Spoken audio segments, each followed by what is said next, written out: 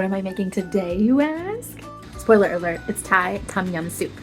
As always, this is easy, only a handful of ingredients, and totally customizable. But one thing you do need is this paste. You can find this online or at your local Asian grocery store. So first up, you're going to follow the instructions on the back of the soup, and it says 100 grams of the paste to 450 milliliters of water. I saved myself a little cheat sheet. I'm actually going to do 4 cups of water, so I'm going to double the amount of the paste. I usually do heaping tablespoons, and then I give it a taste once it warms up. All right, next up, we're going to cut up some onions.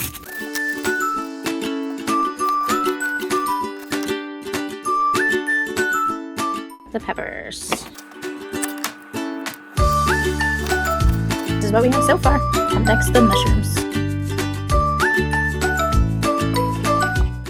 I'm going to put the mushrooms in a separate bowl because I might add them just a minute or two after the onions and peppers, since they typically take longer to cook.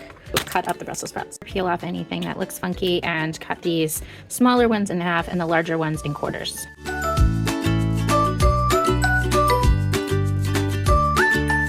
These are all the veggies for 4 cups of water. Bring this broth to a boil. While we're waiting for the soup to boil, I'm going to prep the shrimp. I'm 100% a lazy cook, so these are already cooked, but I am going to take the tails off. If you weren't watching, I would just be ripping these in half, but if you want to be civilized, I suppose you can cut them.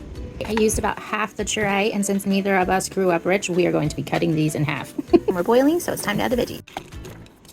I'm gonna let these hard veggies cook a minute or two before we add the mushrooms. And this has been cooking for 2 minutes without the mushrooms, so we're just gonna let those mushrooms get a little bit tender before adding the shrimp. Since these are already cooked, we're just gonna warm them up.